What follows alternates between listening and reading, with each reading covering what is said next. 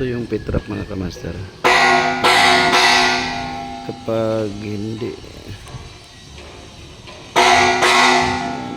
drain ng tubig, pag hindi floor drain mga kamaster, walang pitrap tulad nito. So ito water closet mga kamaster.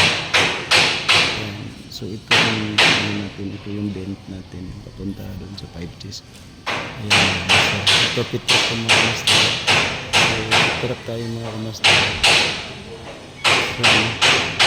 So ito papuntang kitchen mga kamaster. So walang pitrap na mga kamaster. So grease trap na ito mga kamaster. So yan, floor to na ito mga kamaster. So makapinis tayo mga kamaster ng 4 na unit mga kamaster sa isang araw. Kaya okay, thank you much. Ito pangalawan to namin mga kamaster. Tapos 1:30 kami nag-uumpisa. Okay, thank you for watching mga kamaster. God bless you mga kamaster.